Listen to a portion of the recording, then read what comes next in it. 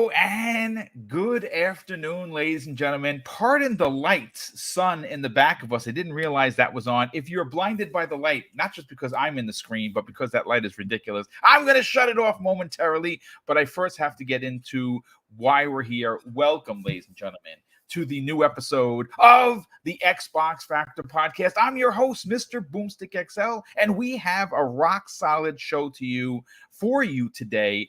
We're a little light on panel members. I was going to drop a line to iSteelRain. I don't know if he's still working from home. I'm going to drop that link because you know what? Every time we get Pong and Steel together, there's always a chance that it's going to be a 19-hour podcast. Unfortunately for you fine folks, my back couldn't handle it. Last night, ladies and gentlemen, if you missed out, we did for the first time ever a dual podcast show where we had Colt Eastwood.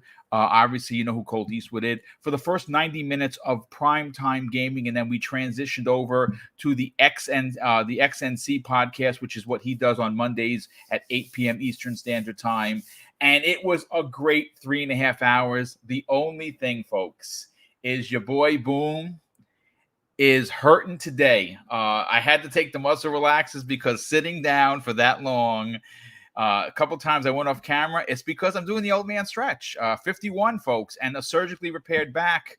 Not that good for sitting too long, but we are back. We are here. Boom is, he did his Pilates stretching today. I feel a little bit better. Not 100%, but I can sit here and talk to you about video games, which is what we are going to do. Ponso, my God. We haven't seen you in what seems like 18 months, and you're back. Welcome, brother. Great show on Saturday with iSteelRain. Once again, guy, I mean, listen, I have to say this.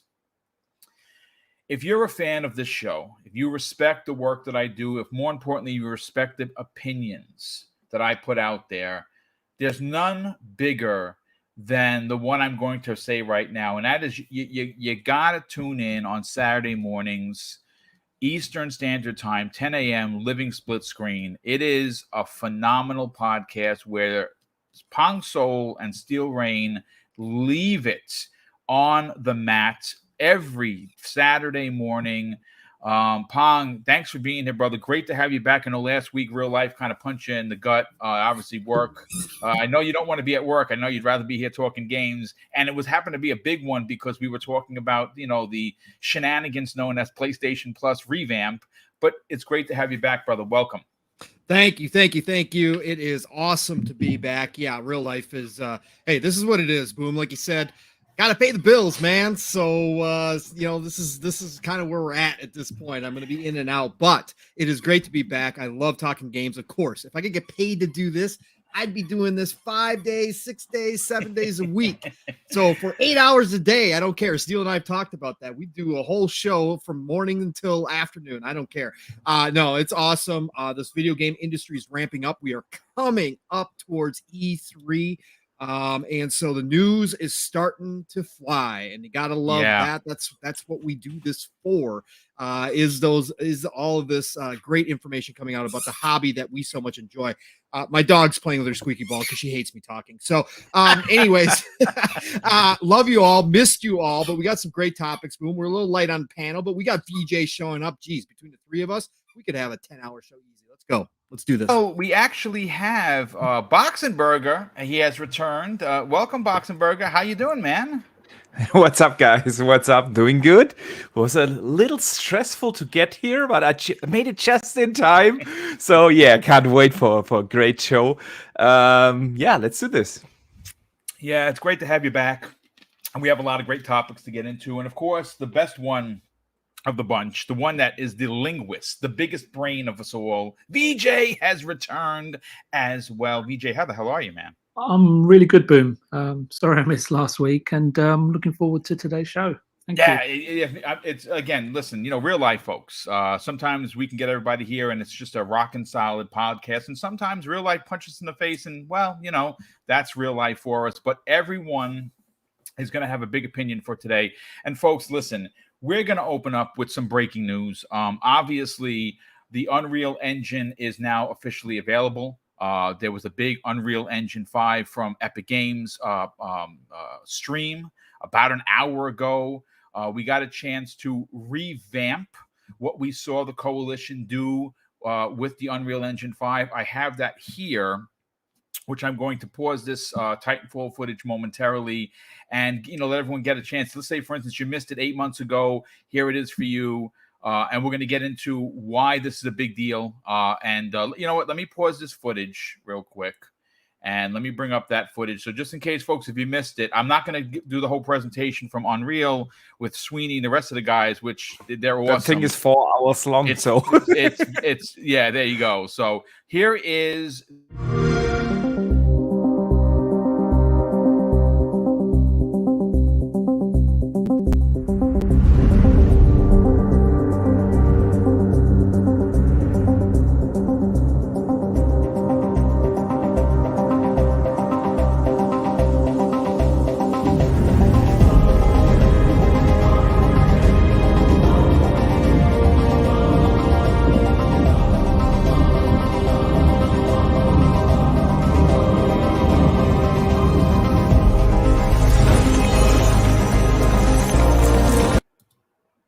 All right. You know what? Listen, folks. I will play it in a second. For some reason, I can't mute it. I don't know why that is. And I don't want to take a chance of getting a strike. So I'm just gonna we'll discuss it anyway. Listen, the bottom line is this.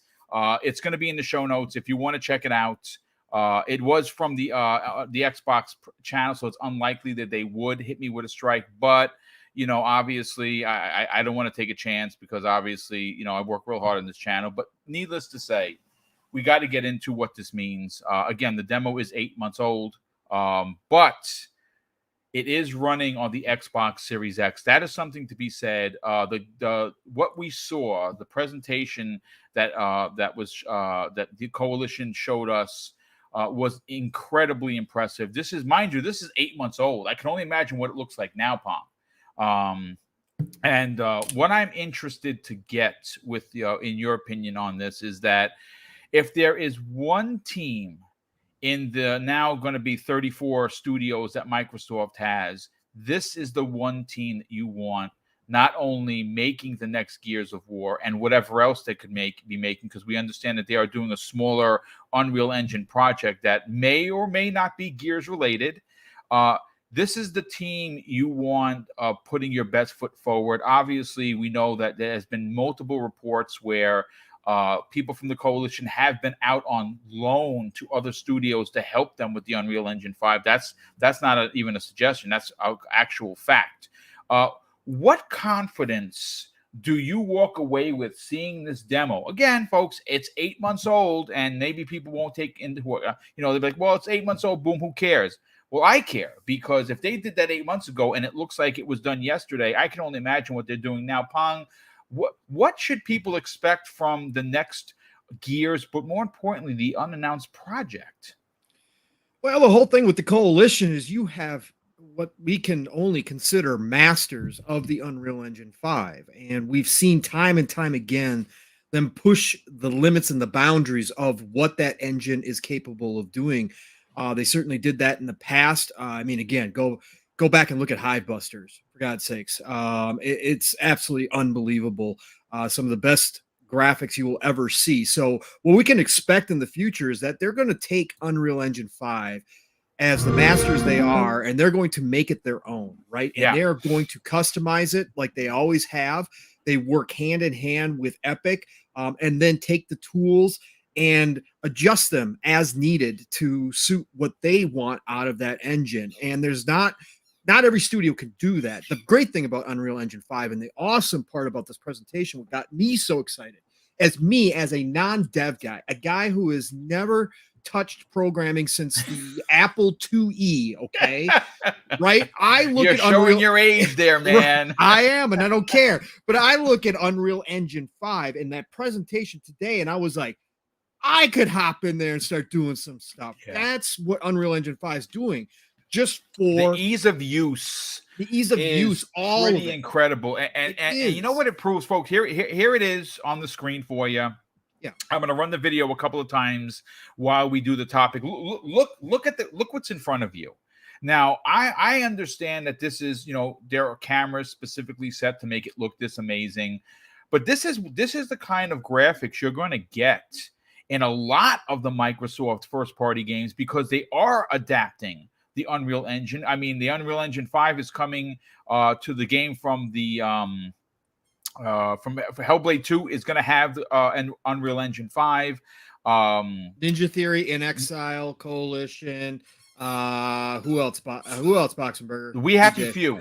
State of Decay is made in Unreal 5. Yep. All the Obsidian games are using Unreal. We have Double Fine is using Unreal. Yeah, it was like 8 studios, wasn't it, or something like that? It is more. It's like 14 or so. So 14 or so. Yeah. Okay. Yeah. So no, I just think that with Unreal Engine 5, again, they made that ease of use for everybody, right? That they want Unreal Engine 5 to be used by everybody, whether you're a one-man dev team or whether you're a team of hundreds, right? That's what they want, from AAA to indie.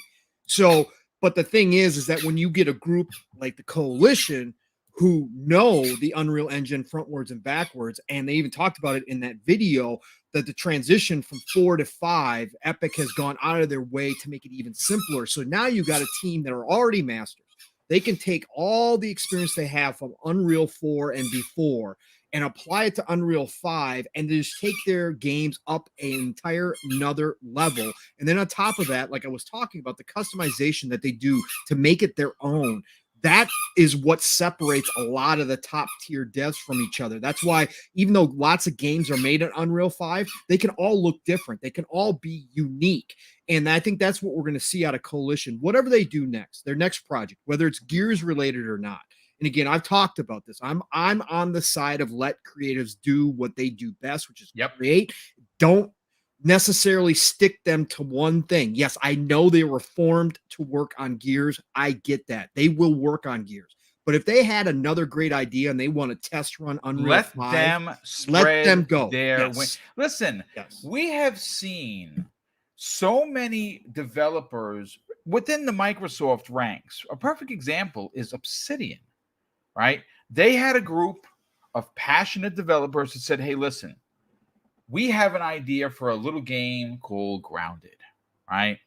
And they let that team of what was it? 12 people? 14, I think. 14 people say, okay, listen, go crazy. Go make a game. And look what they've done. Look what they've done. They've created an IP, a franchise. Now, again, it's not for Boom, but that doesn't mean that it's not for you. And the fact that, listen, I want Gear 6, right? But to be honest, I've been criticized for what I'm about to say on numerous shows with the comments. I don't say that we should entirely pull them off of Gears. I kind of like to, hey, make what you want, because that you make the best product when you do that, Pong. But it would be pretty damn awesome if the people at the Coalition that are going to be they're the masters of Unreal, right? This is another example of it. Look at the tool belt of this dude. That's obviously some cog armor. It just doesn't have the skull on it. Why not let them do something on an older IP that hasn't seen life in a decade or more, and let them, or even if it's a new IP, maybe they have an idea for something that may or may not be Gears related. I've been saying this for forever. I would love to see a first-person Gears project just to do something different.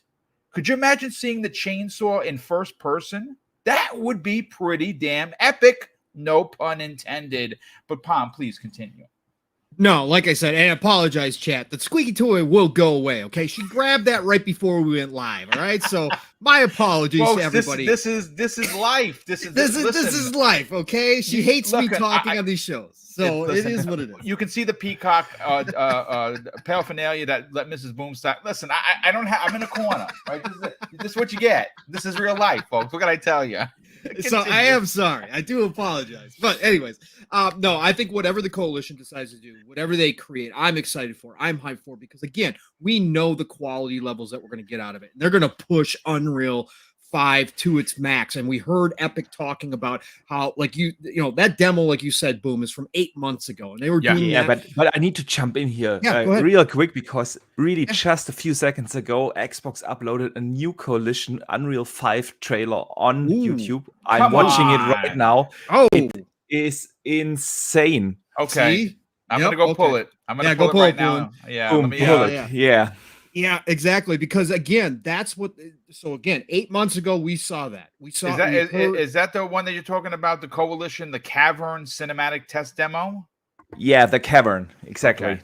All right. And so we heard that Epic themselves coming out and talking about how they are still going to continuously be working on Unreal 5, as always happens in these engines. So you can only imagine the tools have gotten so much better in an 8-month period. So again, everything that we see is going to just be on that next level. And the Coalition is the team that I would want handling a big project or a small project to be showcasing Unreal Engine 5. So whatever we as Xbox gamers get out of that, whatever they come up with, whatever this fresh idea is, this small project is, it is going to be unbelievable. And I believe that through and through. So I can't wait to get my hands on whatever they're going to do next. All right, gentlemen. Well, listen, again, you have the confidence that we all expect most of us to have. Before I bring on the video, last night was, folks, if you missed out on it, I got a chance to do something I've never done on YouTube before, and I'm paying for it physically because my back is a disaster area, because sitting in a chair for almost 4 hours for me is just, I can't do it with this back that's put together with a lot of hardware. I missed out on the super chats yesterday because we were limited for time. And I promised that I would mention them. So this is the super chats from last night. The first one came to us from Sith Lord, who's a good friend of the program. And he said, ready for a fun night. It's going to be crazy as the Iron Lords yesterday. Yeah, the Iron Lords, they're always crazy over there. Drawn TJ dropped so many super chats. It was ridiculous. And I don't even feel worthy of it, Drawn TJ, but thank you. He said, hi, guys. Do you see crazy politicians suggesting to the FCC to ignore what they're supposed to do in order to stop the deal? Yeah, it's not going to happen. Those politicians should be ashamed of themselves and do their homework. I said that last night, and I'll say it again. Drawn TJ, again, really appreciate the incredible generosity you continue to show. Silent Cypher dropped a very generous $10 super chat. There's a bunch of legends in the panel. Thank you all for the continuing and awesome content. Boom. Thanks for assembling the podcast Avengers once again, sir. Top tier. Thank you for that, Silent Cypher. We had Brett Bingham drop a $5 super chat. It says, From Software has poor working conditions, according to a recent report. Perhaps Phil Spender could help them out. I like what you're putting down there, brother. Splendiferous dropped a $2 super chat. It says, stars as usual. Love it. Big ups to everyone in MAG. Yeah, brother. Thank you so much for that. Yodani Kuzada drops an outstanding $5 super chat. It says, showing support to Mr. Boomstick and company. Love how he gives folks a chance at the podcast circuit. Shout out to Colt and everyone on the panel. Thank you for that. I do greatly appreciate it. And the first chat of the day, super chat, comes to us, of course, from Jorn TJ, who says, morning, guys. So listen, as that's done, I did download this video. Let me bring it up in the stream live on the air. Let me just bring the video in, folks, and I will put that on for you right now. You're right, and I'm glad you mentioned it because, wow, dude, it looks pretty impressive. Here's the demo from, it's called The Cavern. And thanks to Boxenberger, who we'll go to in a second. We'll actually go to now as this plays in the background. Boxenberger, you have, I mean, obviously you are, of us all on this show, are the one that we would go to for technical knowledge. You do know your way around a computer. You do know your way around, which is why your videos are so highly produced. When you see the Coalition, along with 13 other studios within the Xbox Game Studios family, using the Unreal Engine 5 to this degree, this is running on the Series X.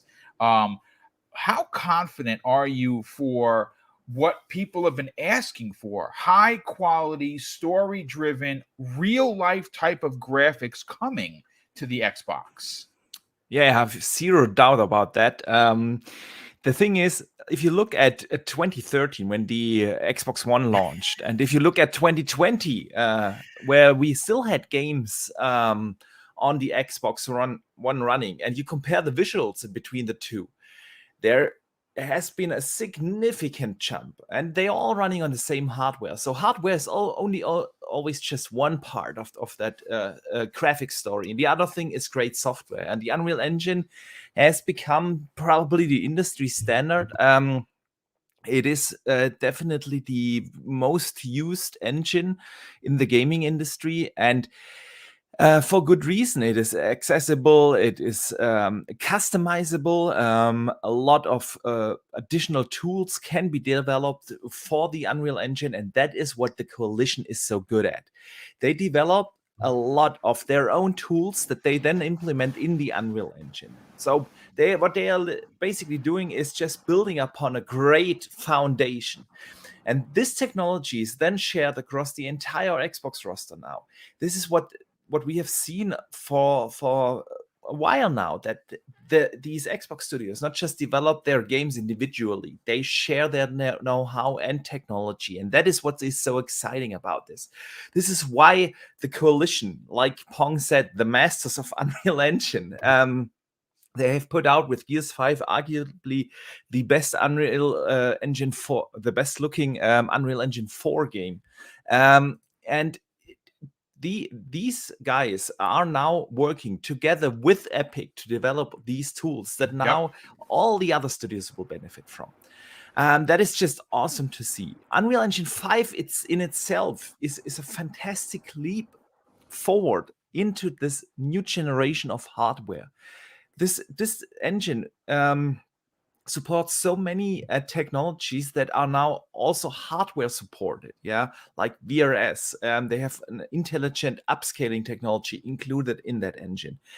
They have, of course, not just ray tracing, but they have that Lumen technology, which is a lighting technology not based on ray tracing, so way less hardware hungry, but also it is also delivering fantastic results with movable light sources. That is, it's just the engine is really state of the art. With their nanite technology, they support ultra high textures, a new method to draw in the textures, very similar to what Xbox calls sampler feedback streaming.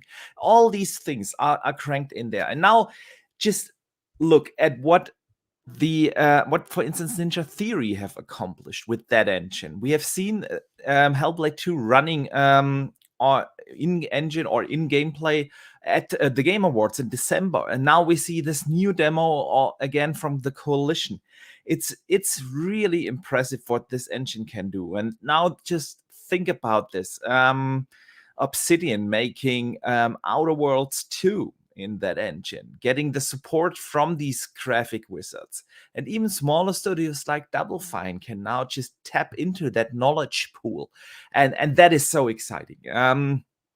And that's just the engine part. The other part we touched on earlier is the Coalition finally getting the chance to do something outside of Gears. As much as that's exciting in Gears, itself. That's absolutely super exciting, because a lot of people look at it. We're never going to honestly know, Boxenberger, what happened with the former lead at the Coalition, right? Like we know he's over at Blizzard right now. Rod Ferguson, Rod Ferguson, who I had a chance to meet in real life. That guy's a champion. That guy's a gentleman, when I tell you.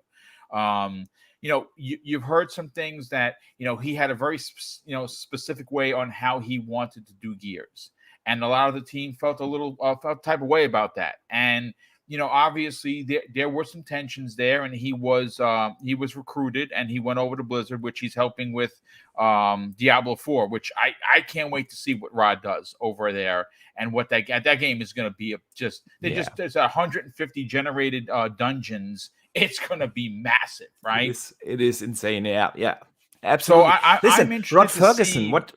Yeah, please continue. No, I was going to say I'm interested to see if the team that is currently there wanted to potentially do this side project and what that side project is, because I think you're onto something. Yeah.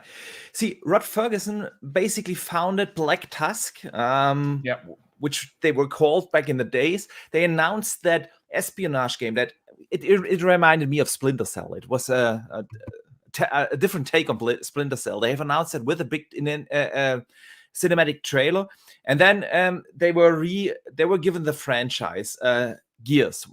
Yeah, Xbox bought that from Epic. It was given to the Coalition, and that's when they changed, or to Black Tusk, and that's when they changed their name to really make that statement. Okay, this is a studio for Gears, and Rod Ferguson built that, and it wasn't an easy undertaking. And with all the hurdles they had in the Xbox studios roster, let's remember, folks, at the time Xbox wasn't the same as they are now. They were not this supportive like they are now with the studios like 10 years ago. So that was really a challenge in itself. And he is a very good manager. He's structured that studio very well. They have been putting out the games in a 3-year cycle, which is really respective. And that just shows you that he is not just a great game developer, but also a great manager. And I think that is the main reason why this was his career opportunity. I have not heard anything that there was something bad happening at the Coalition why Rod left. It is just, I just think that you hit the nail on the head. I think that this was an personal career move. Yeah, it is an incredible opportunity. He has now a team of over 1,000 people under him. It is just a significant step up for him. It is similar like with what happened to Mike Ibarra. It is just a personal career chance. And listen, a lot of folks would take a job to become not just the lead developer in Diablo 4, but overseeing the entire franchise that includes the mobile games and everything. So, it is a career move. But what he built and the foundation in at the Coalition is very good. It is a well-organized, oiled machine that he has left behind, and they just picked up the ball. I have zero doubt that they will continue to be that well-organized studio, just like we've seen it with Obsidian Entertainment. I always say the strength of Obsidian is that they are very well organized and managed, and we see what happened if highly talented developers get mismanaged within 343. So just compare these two towards each other, and then you see what the Coalition can do. And so I have no doubt that when these developers go to Microsoft and say, listen, guys, we are going to continue on Gears. We are going to be that Gears studio, but we have another idea and we want to do that. Will you support us? Why would Microsoft say no? There's zero reason not to trust in them, and I can't wait to see what they are working on. Honestly, you said, let them touch on one of these old IPs. I want to see them really be fully free in their creative freedom and do a new IP, because if they pick up another older IP, they are already in a certain way bound to that IP and what that IP or why that respective IP is great. Let's say they make a spin-off for Halo or something. Then they are bound to this lore, to the art style, to whatever. So I don't want that for them. I want them to be really creative, do what they want with a brand new IP, just blow us away. And in 2 years, we will get Gear 6, and it's going to be mind-blowing in Unreal Engine 5. And I can't wait to see what they will bring to the table next. Yeah, no, I absolutely agree with you. I think you're onto something with that. And again, I put it to this way: it is a very, very exciting time for Xbox Game Studios, and they have, we have it on good authority. There's at least 40 to 50 projects they're working on. They have no shortage of games coming. In the next 3 to 4 years is just going to be a smorgasbord of games. And guess what? they're all in Xbox Game Pass, which is just bonkers. Beautiful, saving us so much money. It certainly is. VJ, let's get your opinion on this, brother. You got a chance to take a look and see both demos. I know there's a big hubbub in the chat about, well, the second part of it may or may not be on the Series X because it didn't say it. Look, guys, here's the thing. First of all, they're showing it on the Xbox channel. I'm just saying that. Does it actually? Boom. Yes, I have a statement here from them that they published along with it. It's a lengthy statement. I'm just trying to do the highlights, but they said that the one thing or the coolest of this great graphics and animation is that they all run on an Xbox Series X. There you go. It helps them to learn what Unreal Engine 5 does and where the strengths and weaknesses are, and they can blah blah blah do incredible and unbelievable things with this new technology. So there you go. Yeah, so basically confirmed from the horse's mouth, folks, running on the Xbox Series X. There you go. I was going to say something that I thought was pretty common sense. If they're showing it Coalition Presents and it's on the Xbox channel, maybe I would make an ass out of myself, assuming that it would be running on the Series X. But there you go. Thanks to Boxenberger, we have confirmation. So anyone in the chat that was concerned about whether or not this was real or some fake news kind of a thing, there you go. Thank you, Boxenberger. VJ, close out opening topic number 1. What are your thoughts on what the Coalition has shown us that they can do, and what do you expect this the Gear 6 and the unannounced project to be? I think the Pong and Boxenberger have covered the topic quite well. So just listening to those two and yourself and a couple of the comments in the chat, I think the overall takeaway is that everything looks promising for Epic and their Unreal Engine 5, and it seems that when you do sort of have a look at some video gaming news or announcements, more and more studios all over the world are aligning themselves with the UE5 in order to sort of produce or author their content or create a vision on it. And as Boxenberger intimated, for devs and especially publishers, I'd say, because not every publisher is having a great time at the moment, it's a huge risk mitigator, right? And 343, perhaps take note. It'd be interesting in a parallel universe how Halo Infinite might have turned out if they had actually been using UE4.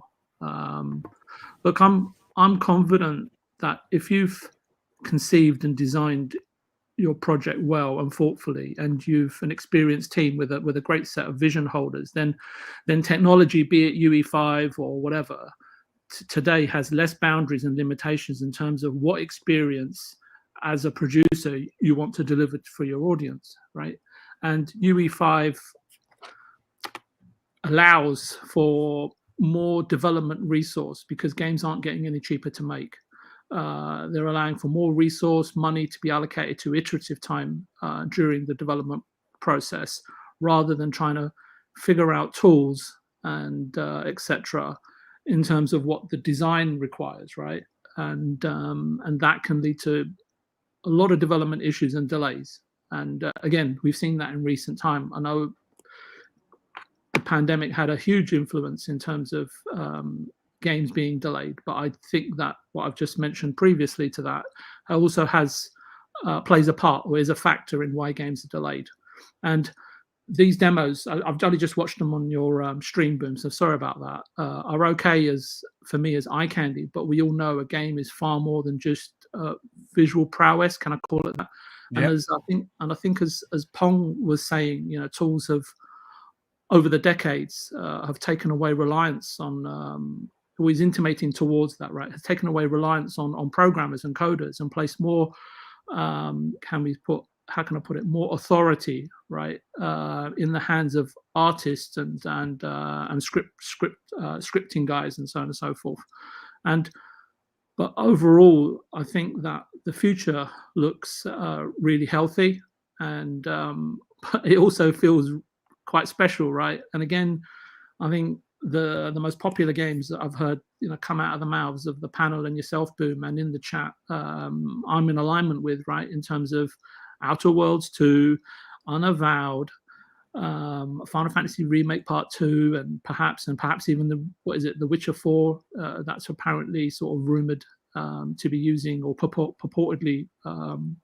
Yeah, they're moving away from the Red Engine and yeah, going they on confirmed Real it today 5. too Yeah. on the stream. So in the grand scheme of things, right? If the game industry and producing games is very, very risky, and for me, we know that the talented artists that are available today compared to 10 years ago, not just in the games industry but in the movie industry as well, so that create these 3D visuals and effects and so on and so forth, right? But there's obviously a lot of other talent that needs to be incorporated in producing a great game. But with tools such as or engines such as UE5, I think that it will take away risk, which for me is the most important part. And again, as I say, and I'm just repeating what I've said already, is that time can be sensibly allocated to refining your game and producing far more vastly integrated experiences for the user, then there's nothing really that you can be unhappy about.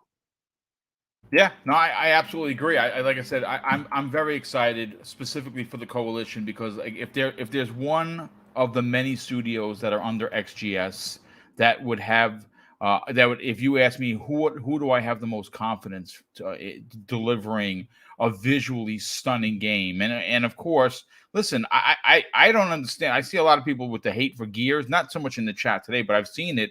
I don't know why people didn't. I loved Gears 5, man. That game was just incredible. Maybe it didn't do open world the way that you wanted it. I found it to be just chef kiss for me. It's everything I wanted, and it's funny because I when I was taking a picture with Rod, I actually had said, "So are we getting the open world games?" And he was like, "Well, I kind of put him out there a little bit." But listen. What a great way to open up the show. We got some breaking news. We have to get in, and listen, I'm not even going to hold up on this topic. Pong, I'm gonna hand the microphone over to you because if there's one game that you have the highest of high hopes for, that is, of course, Starfield. And we are starting to get a ton of information.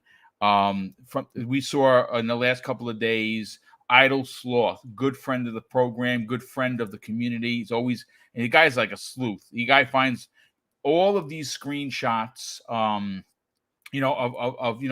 pre-rendered Starfield stuff. Today, as a matter of fact, Bethesda just released a video regarding the robot that we saw and who that is and what role that robot is going to play. It's going to be it's going to play your companion in the game. He's going to do the heavy lifting on a lot of the work that you do on in space, but he's also loaded with some guns and some missiles on there. So he obviously he's a peaceful. If you watch the video, which I'll add in the show notes, it's only about 2 minutes and 20 seconds, but it is pretty dope. Look, Pong, I have this in the show notes, and I'm going to read it. Comes to us from Xbox insider Clobriel, who commented and quoted one of the lead designer of Starfield, and this is what they had to say, folks. And this gives me goosebumps. I can only imagine how Pong is going to handle this. He says, "You get to a point in development where systems really start to work out. And when that first happened with Starfield, it was really an, oh, wow, this is something really special. Players are going to lose their freaking minds." Pong, listen, I get it. You're never going to talk bad about your own project, right? You can't expect them to come up here and say, yeah, this is a shit That'd show. Be shocking. So good luck with that. But to hear the excitement, honest change of pace. Yeah, I know. To hear his tone, the excitement in his tone, just based on the wording, it gave me goosebumps. Literally, when I read it then and just now. When you read this, Pong, I know that you had to be like, yep, this is probably going to be my game of the year. This is probably God Howard's coming of age moment for him. I mean, the guy's been in the industry for 25 plus years, but this is the one game that he has had a dream to make, and it's finally coming to a reality. Where do you sit on your excitement? And based on everything that we're getting, how big of a deal is Starfield going to be this year? Yeah. Man, I've talked so much about Starfield. Like, my hype levels are off the charts. Like, and every time I think that I can't actually get more hyped, they release a video. And again, if you need gameplay to be hyped about a game, that's cool. That's on you. I nothing against anybody out there who wants to say that they're not hyped yet because we haven't seen anything. That's fine. My hype is based upon history. Okay. My hype is based upon what Todd Howard and his A team have given me in the past. My hype is based upon the fact that this has been Todd's dream game for over 2 decades. Yeah. And he waited. He waited on purpose until the technology caught up to a point where he thought his vision could finally be realized realistically across all platforms, right? PC, console, etc. Right. And now, obviously, Xbox coming in, purchasing ZeniMax. Now it's going to be underneath, the Xbox consoles and PC. But he waited. And the point of fact is that, again, what they've given me over the past with Skyrim, with the Elder Scrolls, with the Fallouts, etc., is nothing short of absolutely amazing. So I have the utmost faith in all of that history telling me that Starfield is going to sit right alongside those franchises.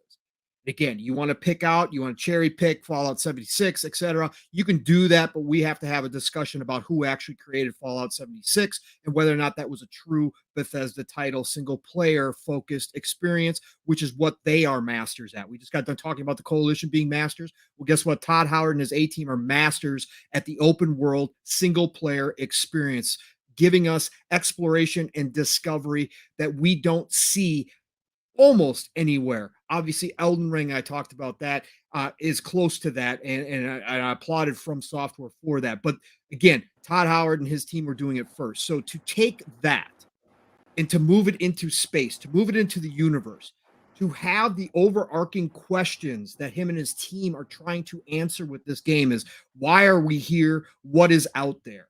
Right? Yeah. Those big, gigantic human questions that we have. And he wants to give us those, not necessarily answers, but he wants us to think about those questions as we're going through his game. That already sets a bar at such an extreme level that I don't think that there's any way that they fall short. I think that this game is going to be everything that we hope for, those of us that are fans of what they do over there at Bethesda. I think that this game is going to meet or exceed those expectations. Now, could I be completely wrong? Absolutely. I'll be the first one to come back on Xbox Factor Podcast after 11/11/22 and let you all know that Todd and his team didn't do it. Okay. Be the first one. I'm straight up about that stuff. That's on me though. That's my own hype and I control it. I don't care. I'll be disappointed, but it won't matter to me. But at least you'll be truthful about it. Exactly. And I'm thankful to have this hype, looking forward to a new IP from Todd Howard and his team. Now, as far as those comments go, of course, Boom, like you said, it'd be shocking if they actually came out and said, "No, this game is terrible. I don't know how we're going to put this out. Thank God it's going to Game Pass because it's just more fodder." Okay, no, I would be shocked if they did that, right? So, but what that does, what those comments do tell me, and again, this is something I've spoken about here, is the confidence level of that team is something that gets me even more excited when I watch their videos or when they come out and do interviews, because that is the confidence that, again, has been built over decades of working together. Yes, they have new people. Of course, they've grown their team. It's not the exact same people who made Morrowind all the way back in the day. Of course not. But the core of that team, many of that team has been together. They are family. They are friends. They share like a mind, almost like like the Borg. They have this whole system in place on how to build a triple A experience that you really can't find anywhere else. And it doesn't matter where they're going, whether it's, whether it's a dystopian future in Fallout, or whether it's high fantasy in Elden Rings, or whether Elden Rings, Jesus Christ. So here we go. Elden Ring. Oh my God. Anyways, it doesn't matter where they're going to take you. That system is there and they understand how to work it. And they follow the procedure and they add in all of these extra little twists and turns and this chaos that you get with random AI, that they talked about in the previous videos, where you just don't know what's going to happen. Like they have to account for it when they're making the game, but they just kind of let it happen. I've got story after story of playing their games of just randomness happening that just makes that experience feel like you're actually in a living, breathing world. And again, now we're going to space. Now they're taking us out there into the universe. Possibility of multiple planets, the possibility of customizing my own ship, of having a crew, all of this, meeting alien life forms, whether that's, alien like the limit of what or you find is only going to be your imagination's palm. Correct. And Todd's talked about that they experience, again, everything that they're saying. Everybody says, well, you don't know what this game is about. You don't know what it's going to be like. Look, all you have to do is listen to Todd. He's talking about the same set of systems that are in place with all of his other games. And he's talking about expanding those. If you want to go live the space pirate's life, there's a chance you're going to be able to do that in this game. If you are into the base building that was in Fallout 4 that some people had a problem with, they are going to include that in this game, and you're going to be able to create a whole new community on one of these planets, and you're going to be able to customize it and do what you want to do. If you want to spend 100 hours, going and doing that kind of stuff, or just exploring the planets, you're allowed to do that. You don't even have to touch the main storyline. That's what makes their games great. That's why I sink so much time into them, is because I like all the side stuff. That's what happens to me. That's why I almost have 300 hours in Cyberpunk on my first playthrough. I love all the side stuff. I love taking in everything that a developer. I just crossed 151 hours in Elden Ring, and I have no ambitions to beat it. Right, correct. That's the beauty. Boom. When a game hits you like that, for me, that is the beauty of what we do here, why this is our favorite hobby. It's transporting you to a place that you could never experience in real life. And yes, of course, there are things that we have to experience in real life that are even greater than that. Just have some kids, right? Okay. So there are things out there, but we get to go to worlds that are only in imaginations. And when they make them right, when they go ahead and give us that full experience that we actually could see ourselves being there, even though we know we're not, we're just holding a controller, just looking at a screen. We're not even in VR. But the minute that you believe that world could exist somewhere, that's when you know a dev has done it right. And Bethesda, again, in my opinion, is one of the best at that. And so Starfield, for me, again, giving us an even bigger experience, being able to travel through the stars, being able to see what Todd and his team believe is out there, right? Or could be out there in the future. That's what I'm excited to see. I'm excited to travel through his brain and try to go ahead and discover all the things that they've probably put into this. And again, this interview, even though it was, just kind of a general interview, when they talk about systems coming together, and those moments when that team, and again, this is not an inexperienced team. Again, this is a team. They're called the A-team for a reason, dude. Yes, decades of experience. So when you hear one of them come out and say, and yes, of course, they're going to come out and say it because it's their game and he's excited for it just like we are. But when he comes out and says it like he does, like that moment when all those systems, it's kind of this mess, and then it all comes together. And he can confidently say, our fans are going to lose their shit, right? Yeah. Excuse me for swearing, but they are going to lose it. That means something, because that means, again, that whole system they have in place is working the way that they've been doing it. Should be. Yeah, exactly. And so for me, that says it all. That confidence level, I cannot wait. 11/11/22 is the only date on my calendar right now. I have my time off request in. I'm going to be lost in Starfield. I can't wait for this. Real quick, before we bring in Boxenberg and get his opinion on it, I got to thank Percolator 9000 becoming a new channel member. Thanks so much for that, brother. Drawn TJ drops a very generous $10 super chat and says, I've heard from other podcasts, people are saying, what if Xbox announces that the deal is done in June as a surprise? And that would be mind-blowing, including Forza State of Decay 3 footage and Starfield. I don't think the deal is getting done by June. Personally, I'm not saying I'm going to be surprised it gets done this year. I think it gets done this year. I just don't think it gets done to the end of the year. I think June is too quick, especially when you have all these knucklehead senators trying to attach their name to the $70 billion deal just to say they did something. They're all full of S. Sorry, I had to say it. Suicide Kings, what's up, brother? How you doing? He drops an outstanding $2 super chat and says, good job yesterday. You and Colt were great. Well, thank you for that, brother. Definitely appreciate that. Very stressful. You don't see it in my face now because it's over, but trying to do the 90-minute show and then get over to Colt show without being interruptive to his, it's a lot of work, but it was a blast. It was, and again, you got to give Colt Eastwood a lot of credit, man. He reached out to me about a month ago and said, I know that you have a show on Monday. I have a show on Monday. How could we make this work? So I sat on it for about a week or two, and I said, listen, I pitched the idea to him. He's like, I love it. Let's do it. And that's what you got. And it was great. I had a lot of fun. But Boxenberger, hearing the quote from the lead producer, like I said, for some people, and I've seen more quotes in the community than ever. Well, boom, we haven't seen gameplay, so I'm not sold on it. Well, hey, good on you if you're not sold on Todd Howard's dream, because guess what? I am. And like Pong Soul, today they dropped a little video. It's 2 minutes and 20 seconds or 21 seconds long. I don't have it for you because IGN put it out there, and I'm not going to use their stuff. If Xbox would have put it out, I would have shown it to you. I just checked their channel. It's not live on their channel. It might be some sort of an IGN exclusive for right now. So the next time we talk about it, I'll show it. It's like I said, it was with the little robots that it's not little. It's actually twice your size, twice the size of a human being. That's going to be a part of your crew.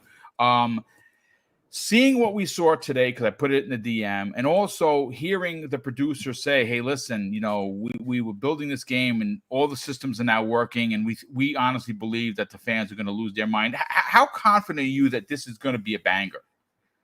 100%, 110%. Listen, Pong said it. I get why people say, I'm hesitant, I need to see gameplay first. But on the other hand, has Bethesda really ever disappointed? They made some of the best games out there. Skyrim is probably in my top 3 of all time. I played hundreds of hours in of hours in that game. Yeah, I own that game on every system. I even have a full playthrough with more than 100 hours on the Switch. It's an amazing experience, and nobody does world building like Bethesda does. And they have had that idea for so many years. Like Pong said, they waited until it's ready. They pitched that idea to I think at the end of the 90s, at around 2010. To Star Trek, but didn't pick up. It wasn't the vision. So this game is something that Bethesda wanted to do for so long, but they have been stuck in between Elder Scrolls and Fallout and the long times in between those games. And now they said it's the right time to do it. They built a complete new engine. They changed everything in that engine, from the rendering pipeline to procedural generation, everything, animation system. It's complete new. They brought that up to date. They have built a complete new universe that they can really create and fill with their visions for what exploration of space looks like. And they have already shared so many informations. We know so much. And I talked about this last week on the World of Gaming about this. when people say we really don't know what anything about the game, that's not true. They have been putting out dev diary after dev diary for a year now, and we know so many things. We know that there are multiple factions that you can join, and depending on which faction you join, you will start on a different planet. Yeah, there will be colonies that you can build. You will be able to customize your ship. You know, oh, that there are alien predators. There's a corporate life. There's this space western planet. There's so many things. We know so much about the game. We haven't seen actual gameplay, but that doesn't mean we don't know anything about it. So I can absolutely say yes. I'm totally hyped. It is my most anticipated game of this year, and yeah. Todd Howard and the developers, whenever they speak, they put out these little teasers, these little bits of information, like today with Vasco, the little robot companion you're gonna have. Yeah, I think that you know what, it seems with the little piece that we saw that robot's gonna have some really cool personality traits. Yeah, absolutely. And knowing Bethesda and how deep their RPG systems are, Man, you know awesome. that this robot is definitely something you will be able to level up. There's zero doubt about that. And that's also something we know, that they evolved the RPG system that they introduced in Skyrim. So basically, you level up your skills by actually using them. There will be new nuances to this, but they said, yeah, it's in principle the same mechanic. So yeah, it's really not true that we don't know anything about this game. We know a lot, and it's gonna be awesome. And November 11th can't come in quick enough. And like Pong, I already booked in a couple of days of work. So yeah, bring it, Bethesda. I can't wait, and I do hope that June gets here soon, because I want to see what that game looks in action. Oh yeah, it's gonna. There's gonna be a monster blowout. Like, we're all gonna walk away like drooling, no doubt about it. Real quick, Drawn TJ dropped a couple extra super chats. He actually dropped the first one that I missed. He said, "Who would I like to make a third-person Halo?" I don't know. I think that 343 could do it. I would listen if 343 is listening, and they're probably not, because this is too small of a show. If there's one thing that I would love to see a small team doing, we're starting to see that within Xbox Game Studios, Phil Spencer, Matt Booty, Sarah Bond, that crew that is responsible for making sure the content is there. They seem to not have a problem with small teams wanting to do something like a passion project. Personally, I think a third-person Halo would be dope. The same way I think a first-person Gears, just to throw a monkey wrench into it. But if they're going to do if you're going to take 15 or 20 people, and you're going to say, well, what do you want to work on? I would love to see a passionate group of people from 343 say, you know what we want to do? We want to do an ODST 2. I would love to see a story told, because right now, right, we understand why man fell and how that happened thanks to Halo Infinite. But there is a whole story before then that we don't know about. And I would love nothing more than to have a side mission of an ODST trooper. Let us see up until Infinite.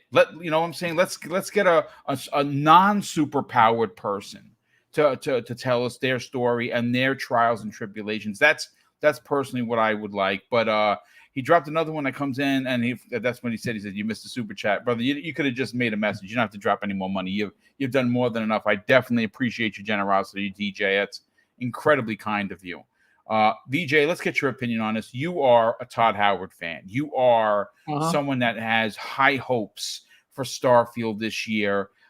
It's going to be, I would dare say that it's probably going to be the biggest Xbox exclusive in a decade. I would dare say that's how big a game it is. And I think this is going to move consoles. I think if you're not an Xbox gamer at this point, you're going to be dropping the money down, whether that be for a Series S or an X. You will be you're not getting this on your PlayStation 5. You have a monster rig PC. Good on you for being a part of the PCMR, and you can go play it there, which is awesome. But I think people are going to drop the money down for this game because it is like Pong said, 2 decades that Todd Howard has been waiting to bring this to fruition. Here it is. What are your thoughts on this, brother? I mean, hearing the producer talk so high about this game, are you as excited as you've ever been? Well, listening to Boxenberger, you'd think he's the producer of the game. I wish. I think you're right, Boom. I think unanimously, if you're observing everything that's going on around Starfield, everyone, whether you're a fan or not, right? If you are a fan of gaming, you are, whether it's on your format or not, you are looking forward to Todd Howard and Bethesda and what Starfield is all about. And if you're not, then definitely the millions or tens of millions of people that have bought, Skyrim and Fallout, etc. So there's no doubt that there's huge expectations for the game and a huge anticipation, right? If you go back and listen to what Pong was saying. So look, for me personally, based on what I know, and my knowledge is limited, but I've spoken very highly of the game in terms of my expectations for it on your channel. I'd prefer it to be a good game, and that you and I all will want to play and invest time into. And your comment about the most important game in the last decade, it might be the most important game released in the last decade, and maybe perhaps even for the next 10 years, right? That's the kind of expectation and the hype that's out there for this game, rightly or wrongly. And look, I want to say to you categorically, Starfield, without a scintilla of a doubt, will be this and it'll be that, and it evokes charm and charisma. It's beyond what we've witnessed before, and and it might well redefine how developers conceive and design games in the future, etc. Blah blah blah, right? But quite frankly, regardless of the fact Boxenberger feels or states, we do know a lot about the premise of the game, and with all due respect, I think that for the average gamer out there, like myself, I include myself in that, regardless of doing podcasts and stuff, we're all ready and primed to see a hell of a lot more. So we can individually and collectively observe and listen to what's on offer visually, in terms of running on an Xbox at 30 or 60 frames or whatever, and in terms of gameplay and what that loop looks like and what the overall adventure holds for us as an individual. And then perhaps we can try to determine if it might potentially be a great game in the offering or a game of the year contender. Now, you have to, putting all that aside, right, then you have to look at what's been happening up until this point, right? Especially, with the summer coming up soon, right? And we're expecting to see some more from updates, etc. Bethesda, prior to being sold to Xbox, were no doubt planning for enormous or gargantuan sales, right? So, and Sony couldn't secure the title from Bethesda for PlayStation for reasons unknown, right? But let's assume it's monetary, because at the end of the day, everything comes down to money at the end of the day. And excuse my voice is going again. And then you've got Phil, right? And Xbox, who have spent a considerable amount, if not an obscene amount, of Microsoft resource that we can only dream of, right, in order to obtain this game exclusively, as you say, for the Xbox system and PC. Is that right, Boom? PC as well. PC as well. Yep, correct. Yes. So all in all, as an average gamer sitting back, it's a huge bet. But surely Xbox must have seen something that appealed to them, especially with Phil being a gamer of sorts, etc. And this will this is all I've got to go on right now, unfortunately, until the inevitable next sort of reveal, which is hopefully not too far off, and hence will answer a few more questions, and now no doubt perhaps raise more questions, right? So it's not a doubt. For me, it's no doubt going to be a huge game in terms of volume and of content. And what I would suggest is that if what we're seeing is that in terms of Xbox giving Bethesda and Todd basically a lot more time to get this game in order and to make sure it's 100% ready and not, sort of launched and then requiring patch upon patch, to get the game where it needs to be. I'm hoping that this extra time has also allowed them to get the game to previewers and reviewers, way before release. So they've got plenty of time to get familiar with it, right? I'm so sorry, my voice is going again. But the point being that no doubt leading up to the release of the game, there's going to be, if the game is given to the previews and reviewers early, there's going to be hints towards opinions that will be blown out of proportion, right? Since it fuels content for creators and et cetera, and humans like to be heard, and that circus will continue, right? So, what I'm trying to make is that I just want to get my hands on. I want to see what the game is about in terms of a really classy presentation. I don't want to mention, how Sony and Nintendo present their games, but Bethesda pretty much know how to handle. They're the masters of the three-ring circus, and I can only imagine that what we're going to see, it's going to be presented by Todd Howard himself, and it's going to be amazing. Yeah, with Pete Hines behind Todd and helping curate whatever that is going to be. I think that is going to be a massive moment, Boom, and it'll probably take a couple of weeks worth of your podcasts. But there's no doubt. There's no doubt about it. You can see it. It's all coming, right? So I think it comes down to what Pong was saying. Will it be to your taste specifically? The proof will be in the pudding, as they say. Whatever the case may be in terms of opinions and agendas, at the end of the day,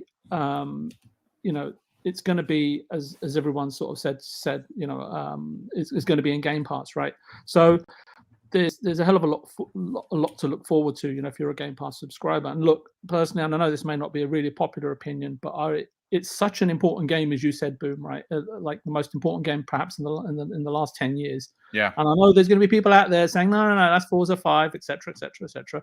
I would prefer it if there isn't, an early pre-order access program just for the privileged. As it will. Dude, if there is, I'm buying it. I'm not even going to lie. I know Pong's going to buy it. I know Boxenberger's going to buy it. Listen, I know it's in Game Pass, but if I could play that earlier to spend a couple extra bucks, I'm spending a couple extra bucks. I get you. But look, I'm just going to speak honestly here. But when Forza 5 did it honestly, it took the ultimate out of Game Pass on that day for me. And for me personally, it's if you want to buy that game, you're going to buy it, right? Regardless of the fact it's in Game Pass. As you said, there may be all sorts of limited. There better be a collector's edition of where they give me a space helmet so I can run around the house with it. I want that Super Nintendo collection with all the DLC and all the goodies. Oh my God! I just want everyone to have access via Game Pass Ultimate, all at the same time if possible. And if it is a great game, and as you say, Boom, people do still buy games. It's not just we actually still spend money even though Game Pass. Listen, exactly. Real quick, Anthony Chipmunk, a good friend of the program, says Starfield will change lives. Pong, you agree with that? Of course, it's going to change the world for the better. It is indeed going to change the world. Listen, let me catch up some of the super chats before we get to topic number 3. We're at the midway point of the show, folks. We still have at least just under 60 minutes. Hang out, hit the like button. We got over 400 people here. I see a lot of new faces. If you are new, if you just found Double Barrel Gaming, I implore you to consider subscribing. We just crossed 10,400 subs. The goal for this year is to hit 12,000 by end of year. That would be a big deal. We just hit 10,000 a couple of months ago. I just crossed 9,000 followers on Twitter, which is bonkers. The highlight of my Twitter life is the fact that Sarah Bond is following me. That is freaking crazy dope. Big shout out to Sarah. And that's pretty cool. But listen, if you are new, consider subscribing. If you're here, if you're already subscribed, hit the like button. Let's get people to check out this show. Let's get into the ridiculous YouTube algorithms, and hopefully I won't be beaten down by the people that take 30% in YouTube. But Splendiferous, generous friend of the program, he drops a $2 super chat, and in all caps, he says, the coalition are kings of the third person on Xbox. Indeed, they are. Drawn TJ drops in a very generous additional $5 super chat and says, I got to ask, what if a small team from the Elder Scrolls studio came to help the Halo Infinite or create a third person ODST? one thing that we know for a fact is that teams are going over. People are going over from one team to the other to help. It's something that Sony has done to great success, and I think that Microsoft might have taken a page out of the book and saw that, and they're doing that, which is great. I love to see it.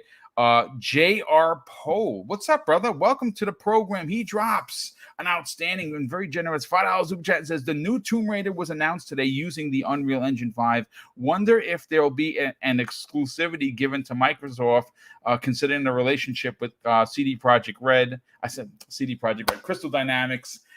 JR, listen, brother, that's going to be one of the lead stories on Friday morning's Breakfast at Boom. I pulled that story from 3 sources. I'm going to read it, and I'm gonna start, building that show. The new Tomb Raider. Listen, I look. I'm not gonna go down this deep, dark rabbit hole. I think Crystal Dynamics is. It may not be done because I think are they publicly traded? I couldn't tell you. I think that Crystal Dynamics, if not today, is already Xbox Game Studios. Is not first party. They will be as soon as this Activision deal is done. I think that we're going to see quite a few acquisitions after this deal is done, that they're one of the studios I think are just going to be. I mean, obviously you're going to want them to continue working on Perfect Dark, and it makes perfect dollars and cents to add them, considering who's running the who has ran the studio in the past. And who's running the initiative. It just seems like, peanut butter and jelly. But let's get to topic. Let me see. Let me find. We're topic number 3. And you know what I want to talk about is I want to talk about. Let me pull it up over here. Kojima for a hot second. He's been in and out of the news, pretty much out of the news for quite some time. Again, this may not be the biggest topic, but I think it's a relevant one because it has been reported by our good friends over at VGC, which of course is the videogameschronicles.com. Kojima's Productions, or Kojima Productions, is relocating to a new office after 5 years in its Tokyo-based office. And according to Kojima, this is what he had to say. Today is a day we say goodbye to the entrance, the Luden's hallway, and the kitchen that have been our home for a little over 5 years. And he posted this in some alongside some images. Now, listen, we know that Kojima is working with Xbox. We know for an absolute fact that he has signed on for 1 game. I heard it was a multiple game contract that was signed, but again, take that with a grain of salt because I did get that from 2 different sources. But again, it's sources. They could be wrong. It is what it is. But we know for a fact, Pong, that Kojima is working with Xbox to bring an exclusive. To potentially be cloud gaming based, right? Him moving to or relocating Kojima Productions to a new place sounds very similar to that. He may be working. I mean, I can't say he's moving to the States. I don't know for sure, but I know that he is working with Xbox. Is this indicative of him starting that work?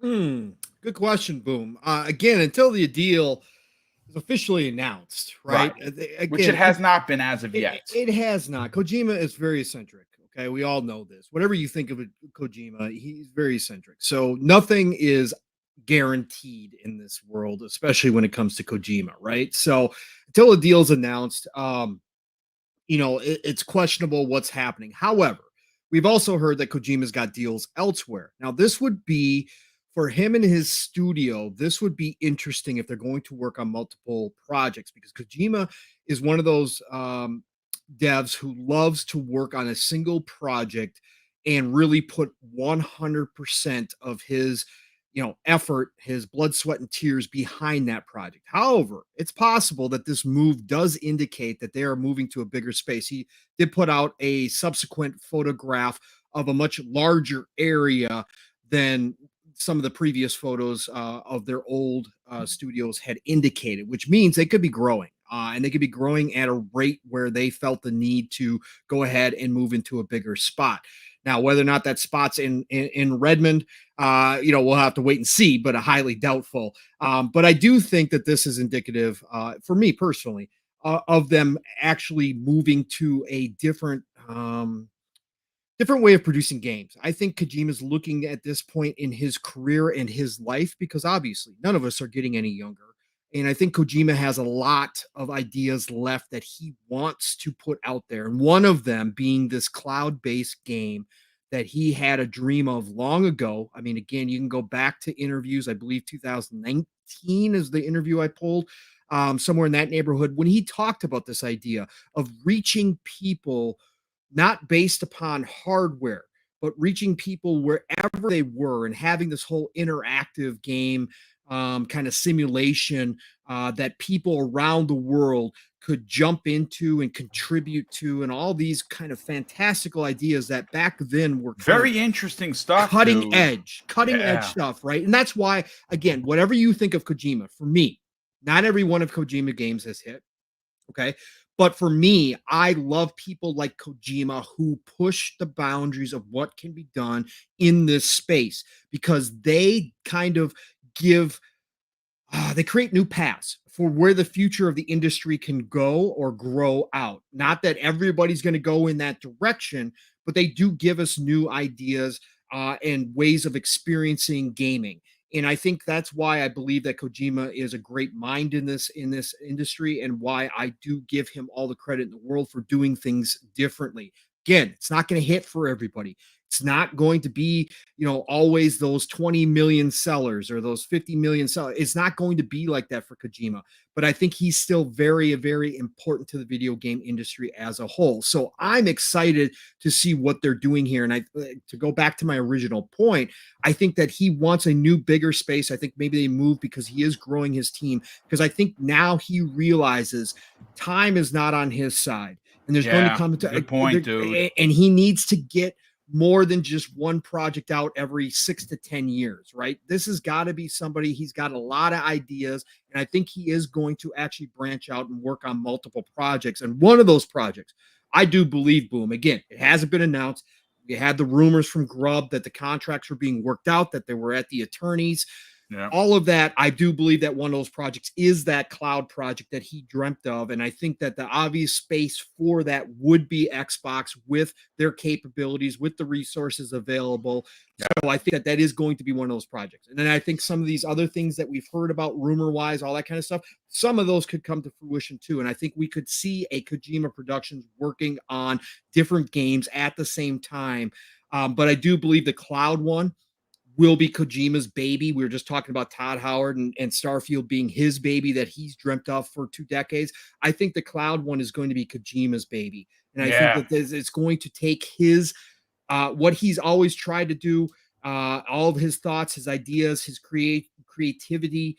And I think that he's going to put that into this cloud game to really give us something different. Whether or not it's a hit doesn't matter. When you've got Kojima's name attached to it, it's automatically going to draw attention. That's why I always said from the beginning, when these rumors first started, that if Xbox was going to do a deal with Kojima, I'm on board, because it's good to show off. It's going to be a showcase for the cloud, for the Azure servers, for everything that Phil's been talking about. We just heard him reaffirm it. They're talking about this cloud development thing and giving access to more and more developers to be able to work within the cloud. So no matter where you are in the world, you have the same tools at your disposal, and you can form a team from anywhere in the world. The pandemic really sped this up, right? And you're going to be able to work together on this project, whatever that may be. And I think Kojima, having his name attached to a game that kind of shows that off, is going to be special for Xbox. Even if it isn't the biggest deal in the world, I still think it's going to be good for them. So I hope this deal's announced soon. E3 again, we predicted it last year, possibility.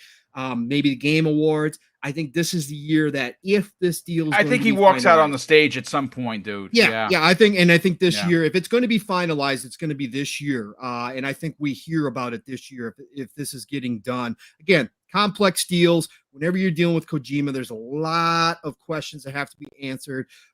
because we know his history and how he likes to take his time Yep. and not always on budget, not always hitting those time markers that they like to have in development to show off what they've gotten so far. So a lot of that has to be answered through the attorneys and through the contract. But I think we see it this year. I think we see the announcement this year that he is working with Xbox on. You know, I have a scenario. This is it's goosebump inducing, folks. So get ready, get excited, because this is not going to happen. I'm telling you right now. But man, if it did, we know that Kojima, he's going to work with Xbox at some point. We know he's going to walk out on stage, or Phil's going to introduce him, or one way or the other, Phil's going to be on stage with Kojima.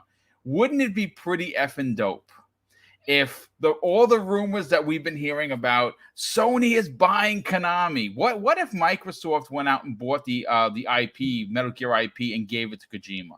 Yep. And while he's on stage, folks, hey, bear with me. This is my sensationalism coming out. What if on stage he gets a Kodak on his ear and he goes, "Snake, are you there?" And Metal Gear Solid comes up on the thing. I'm getting goosebumps, ladies and gentlemen. But listen, it's not going to happen. But man, if I had the money, I would make that happen, because that would be dope. Anyway. Real quick, Splendiferous drops an additional $2 super chats, and he's so cool. He didn't say anything. He just dropped $2. Well, thank you for that, brother. Definitely appreciate that. Boxenberger, what are your thoughts on him relocating? Obviously, he's relocating from Tokyo. We don't know where he's going to be. Is he going to be in the States? Is he moving to Seattle, where Microsoft's headquarters are? Did he find another place within the country? We have no idea, because they didn't say. What are you expecting, from Kojima? Obviously, he's closing one studio down to go to some. When you go to a new studio, when you open up a new studio, you obviously are going to be working on a new game. Is that what you think is happening here? Yeah, for sure. I think he probably just ran out of space. He's expanding. He's working on a lot of stuff. So, yeah. Whether it's gonna be in the US or somewhere else, I don't know. And honestly, and that is the thing about this topic, I hate to be the buzzkill. I really don't care. I think Kojima is one of the most overrated game developers out there. You have to listen. He's been saying that for years, folks. Boxenberger, he hasn't changed his stance on it. So there you go. There it is. I've been getting a lot of comments that once that Xbox deal is announced, this will all change. No, I don't care for his games. I don't like his games. I don't like the way he presents himself in the public. There's really nothing for me to get excited about. Kojima does what he does. I don't get why people are so excited about his stuff, and that's about it. The thing is, with this entire Kojima thing and the Xbox rumor, we get so many rumors. Xbox is doing this deal and this deal, and the thing with Kojima is that we get the same thing on the PlayStation side. All the PlayStation fans say, "Well, there's this rumor, and this insider said this and that," and everyone in these camps claim that the next Kojima game is going to be exclusive to their side. I think the next Kojima game is going to be a multiplat, because he just wants to expand his reach. And will it be maybe supported by Sure? Yes, could be. That doesn't mean that it's Xbox exclusive. But honestly, sorry, Boom, I hate to be the buzzkill. I don't get the hype around Kojima, and I don't think you're a buzzkill at all. I think that's a great Boxenberger. You speak for a lot of people, actually. Yeah, there are a lot of people in the right now in the chat that are like, "Yeah, Kojima, I could care less," and I hear you. I think he's an interesting dude. I think that he does have some interesting ideas. They are a little wacky. There's no doubt about it. He's eccentric for sure. Boxenberger said, listen. It's going to be interesting. I didn't think I was going to dig Death Stranding. Like I poo-pooed that because I said, yeah, this whole carrying the baby thing, it's just not for me. And my brother wound up buying it for me, and I put 60 hours into the game. I think listen, the story is just is as wackadoo as it's ever been. But I think what I took away from it was the multiplayer that was never announced as multiplayer. And that was that this living world that you were in, you could leave and come back, and you found bridges from other people that you didn't know. There was stuff left for you. It was an interesting way for multiplayer that was never announced. I again, I enjoyed it so much. I put 60 hours into it. My brother platinumed it, if you could believe that. Nice. And that was after he played it a second time, which is bonkers. But listen, BJ, look, not the biggest story of the day, but still a story nonetheless. Kojima moving his office from Tokyo to a new location, an undisclosed location. Is it safe to assume that he's going to be working on a new game? And could that game actually be the one that we've been hearing rumors that he's going to be working with Xbox? Is it just him moving, or is he taking the rest of the staff with him? I think. Well, I mean, obviously, I think it's the No, whole they are team. just moving places. They had Yeah. to clean out that office, and they're going to move into another office. Just him. He's showing us pictures of his new penthouse. Yeah, I thought it might Actually, be yes. him on his own. And, That wouldn't. I mean, he's loaded, so trust me, he probably has a penthouse. I almost forgot that Boxenberger class is Kojima in the same current creative talent tier as Nicolas Cage and Big Bird. But anyway, I'm ambivalent, right? I kind of know him as a person, but some of his games I do like.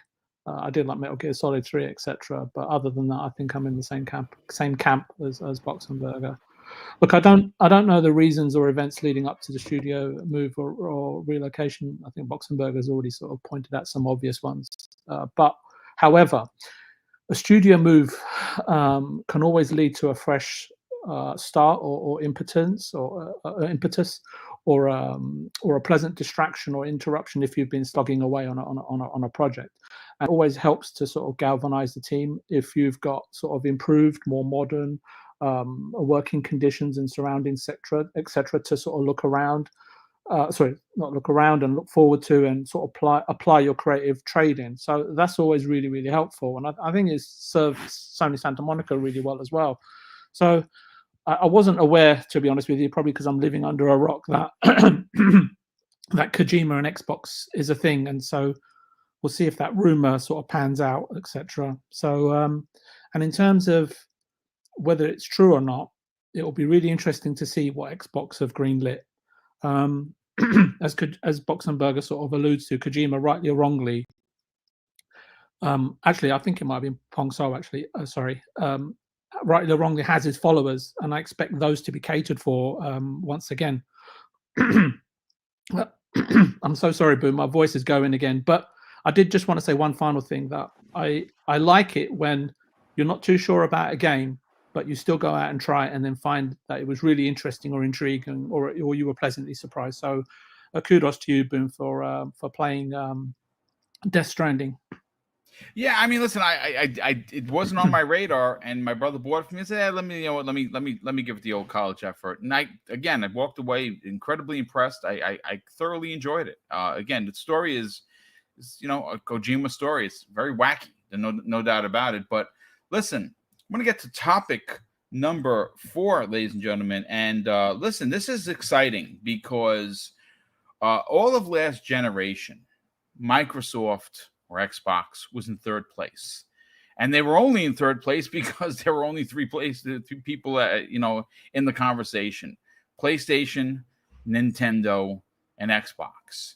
Well, since this generation started, which we're coming in on 2 years this November, Microsoft has been making strides to eventually become the market leader, right?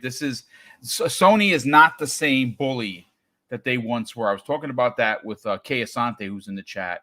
I along with many people, there are chinks in the armor, for sure. A perfect example of that is the ridiculous bugs that have plagued Horizon Forbidden West, which it annoyed me so much that I stopped playing the game.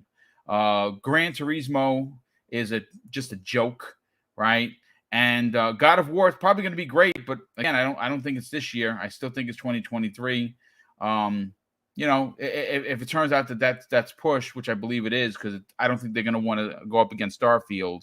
Sony's going to have a pretty basic year, if you will. But we're not here talking about their first party output. What we're here to talk about, folks, comes the way of our good friend, personal friend, Benji Sales, who I'm going to be sitting down with in the coming weeks.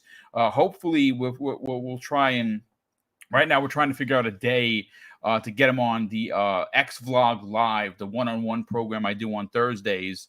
And he is reporting. And obviously, if you don't know who Benji Sales is, he's an industry analyst. I trust Benji indubitably. He says a lot of retail evidence to suggest that Microsoft has shipped an enormous amount of Xbox Series X consoles in March in the U.S. to close out the quarter.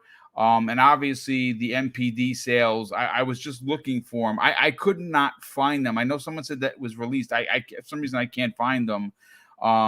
We know that little man, the Xbox Series S, has been selling like hotcakes. As a matter of fact, I just gifted my incredible nephew Tyler one of them, along with the X screen that was provided to me for a review. And obviously, you know, he's a handheld kind of a kid, so he loves playing his Switch, but now he gets to play an Xbox in his room, and he don't need the big old TV. He's got the X screen from Upspec Gaming, and it's just an amazing piece of tech. We know that the Series S is readily available, and I know that during the Xbox 2 podcast with Randall Thor and Jez Corden, they had reported that Amazon Prime members, it was still available 24 hours later. I'm not talking about the S, I'm talking about the Series X. Pong, there is a changing of the guard happening. And a lot of people in the industry are asking, why? What is the deal? How is Microsoft getting these consoles out? And Sony is sitting there with their thumbs up, you know where? Why is this happening? And are you surprised that Microsoft could very well be changing the narrative in regards to this two-tier console Trojan horse that I called many months ago, and outdueling the once bully of the yard PlayStation? Well, I'm not surprised. I mean, when we talked about this so many times on here, you know, as far as mindshare goes, the value proposition that Xbox is currently marketing, they've done a absolutely fantastic, phenomenal job with that. And it's finally the ripples are starting to expand outward. This is a hole that they dug last generation that we've talked about that they had to climb out of, and they're doing it the right way. Phil and his team have been saying and taking action in all the right ways to finally get to this point. Now, as far as production goes of the actual consoles, now that's something that would be very interesting. Phil's talked about this in interviews that his job during the pandemic has turned from the head of, well, now the CEO of Microsoft Gaming, but at the time the head of Xbox, which usually means making sure that the studios are doing well and all that kind of stuff, to a logistics manager role because of how crazy everything has gotten during this time, this unfortunate time in the world. And so I think that a lot of the work on the back end they've been doing certainly is starting to bear fruit, right? And I think, and I brought this up on the Shop podcast because we talked about this a little bit there as well on Saturday night, that I think that the partnerships that they've created with like AMD, and we know Sony's a partner of AMD as well, but obviously they are very close to Xbox. I think that's paying benefits as well, right? And I think that they have jumped ahead of the line in certain instances to get extra chips, to make sure that they can get these consoles out to market at a faster rate than maybe the competition. And obviously, we know for a fact during the holidays that the Series S was everything that they made it out to be and then some, because they switched production over, put a focus on the Series S, because you can basically get 2 Series S's for every Series X. That's correct. That's confirmed as well. Right. And they made that internal decision to go ahead and, obviously amplify the Series S production, knowing that people were looking for these consoles during the holiday season. And if you've got the availability, you were going to get the sales, basically what it came down to. And we're still there. So I think whatever Xbox has done in the background to make this happen, I think there's been a lot of deals cut.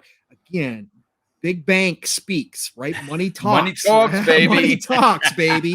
So when push comes to shove and you're walking into these going, hey, we need more chips, and everybody's going, well, everybody needs more chips. And you turn around and go, no, you didn't hear me.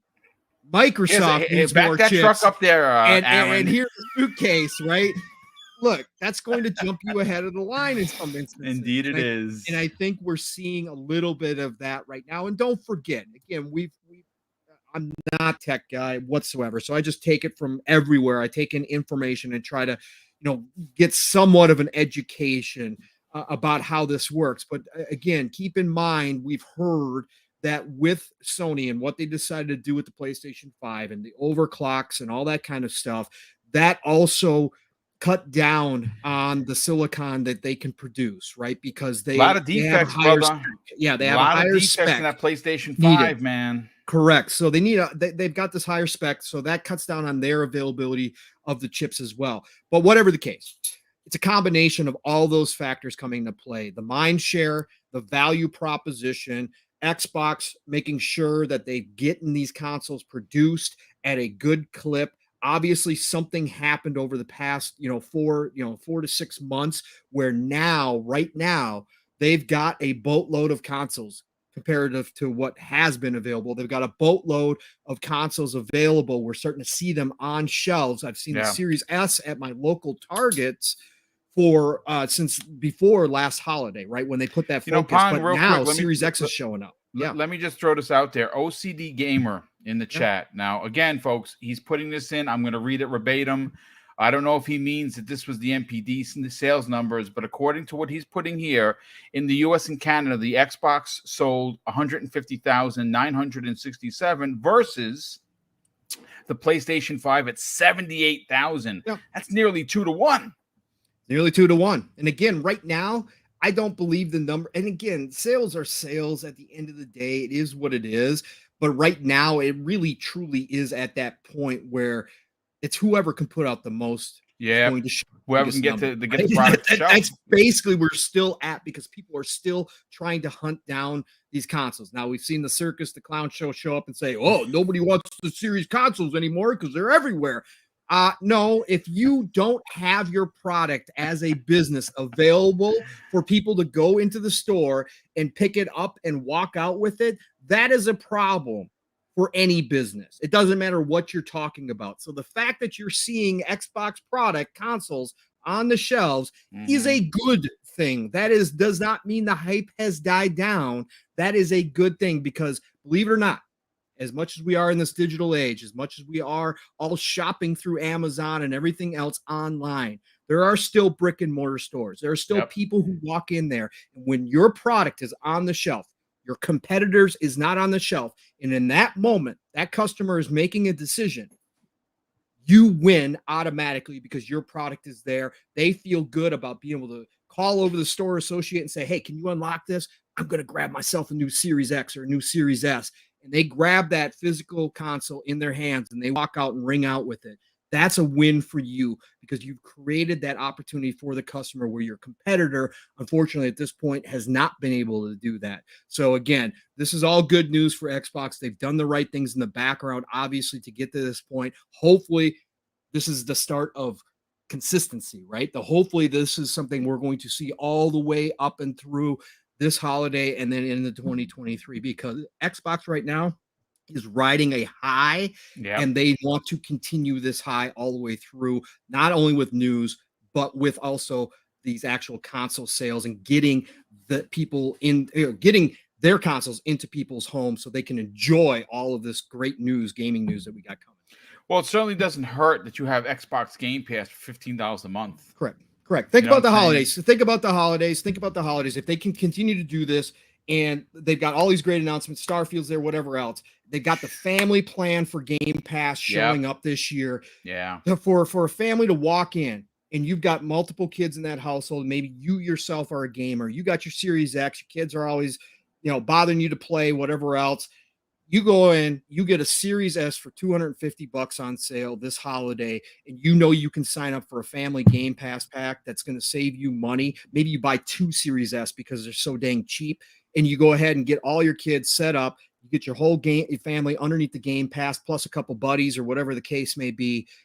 Man, you can't beat that value. You can't beat it now. You're not going to be able to even touch it when that finally works out that way. And I think that's exactly what they're going for this holiday. Yeah, no, absolutely. Boxenberger, let's grab your opinion on this. First of all, these numbers are impressive considering the I'm going to put this in a non-cursing way, butt whooping that Xbox took last gen. I mean, you got to call a spade a spade. They got curb stomped by both Sony and Nintendo, and even though Nintendo Switch is still selling like hotcakes, and that's not a surprise, this is a big win for Microsoft. My question to you is obviously the numbers, but do you see a world that this fall the Series S drops down to $250 so they could really put the screws to Sony? Oh yeah. Now, with which question do I start? Let me start with the price thing. Yeah, we talked about this before in this show. This holiday season, the consoles will be out for 2 years. That's usually the time when we see a first price drop. And yeah, we still have that global shortage and all the other issues that are going on. So I don't think we will see a price drop in the Series X, but Series S is already available here in Germany for $280 at the moment. Here in the States as well, $279.99, correct. Yeah, exactly. So we've already seen a small price drop. So would I be surprised if they end up at $250, maybe $259? I don't know, something like that. No, I wouldn't be surprised. And like Pong said, it is we are getting to this point after 2 years where the manufacturing costs go down, logistics usually logistic costs go down, and that's when the manufacturers can make that price drop reality, because in the first year, usually the first 2 years of a console cycle, you get those hardcore gamers, those gaming enthusiasts like us. Listen, Boom, you wouldn't wait for 2 years to get your Series X or S. No, of course not. Of course not. Yeah. So all these gaming fans, these hardcore gaming fans, they are buying the consoles in the first year. After that, you kind of go into the casual market, and a price drop is always helping to lure them in. And especially now that Xbox doesn't rely on console sales number per se anymore, they rely more for their business on subscription numbers and active user bases. That definitely helps them, and then they can take even a small hit with the Series S, and $250 would be an absolute amazing value. That you're running on the line of impulse buy. Yeah. It will become hard to argue not to get it. Even for the hardcore PlayStation fans, they kind of must admit at some point, okay, there is a lot of value if I invest in a Game Pass subscription 100%. and get that console for $250. There's no doubt about that. So yeah, I definitely could see that happening. And what is going on right now is really amazing to see. Apparently, Xbox has figured out to simply manufacture more consoles than their competitor, and there can be multiple reasons for that. I still think it mainly has not to do that they dropped a big bag of money on the table. That did something else. They went out and said, listen, we are Microsoft. We're not just building Xboxes. We are building the entire Surface family. We are building that's right. the Azure servers, and all these servers run on AMD chiplets. All this you bring that to the table, and then it becomes really hard for a chip manufacturer like AMD to argue, okay, who do I produce my chips for? Microsoft, that also buy tons of chips for Azure and Surface and stuff. Sony, they might buy a couple of other chips for their TVs, but that's about it. So I think that Microsoft, as a company, since their portfolio as the mother company is simply much bigger, they have different options to do that, and it just takes a little time because they all got surprised 1.5 years ago when the consoles launched with the pandemic and the chip shortage and everything. But now you kind of find your way around, and you can see that they obviously have more of these consoles in store right now, and the question will be, how long can they keep that up? Is this just one batch that they got right now, or is it really did they find a solution to that shortage? And I want to also emphasize this real quick in this conversation, because I think all people always just point at AMD. Oh, they need to factor more chips. It's not just AMD's chip shortage. It is a general shortage in electronics. It's from your average capacitor or resistor to PCBs to everything is short. Even copper is right now hard to get. It has to do with all the mining and stuff, right? I mean, it's shortage for all the resources. Exactly. And on top of the general shortage of components, it's also that during the pandemic, the logistic ways simply got much more complex, and a lot of ways simply to transport your consoles from Taiwan to the US suddenly becomes more complex. I've been dealing with that also in my daily job. Like China has very strict import rules. It just takes a longer to transport stuff in and out of countries right now, and the awful things that are happening right now in the Ukraine most certainly do not help the global logistics. So it's really not just a chip shortage. It is a lot more complex, and that's why Phil is absolutely right. And I've heard that from actually many companies with different products, from smartphones to everything, that they talk about this pandemic is really the challenge of logistics. And yeah, Microsoft's coming back to Xbox. It kind of looks like they found a way to at least manufacture more than their competitor, and that's why we see these numbers. But you could have the more consoles if you don't have certain value to your potential customers, you wouldn't sell them either. So it's really both of it. Simply that Game Pass has become this it is a conversation that just never seems to be out of the realm of being the center of many podcasts and articles, and there's a reason for it, and it's the inherent value that it continues to deliver. Exactly, absolutely right. Like I said, it is really when you're a fan of gaming, it really becomes hard to argue why you wouldn't subscribe to Game Pass.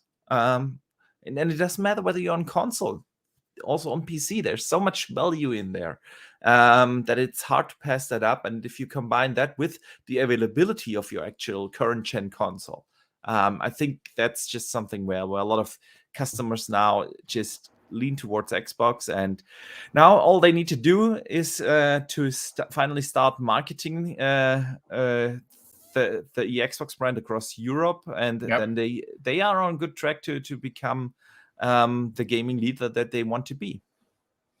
Yeah, no, absolutely. They're definitely on a great path, no doubt about it. Now, close out today's incredible program with what are your thoughts on these numbers? Again, this is new for Xbox. Now, we saw domination of this stature in the 360 era. Did not happen in the Xbox One era. They did have a couple of months where they had good numbers, but for the most part, they got clobbered, and it was a lot of miscommunication. It was mismanagement. People were in charge that had no business being in charge.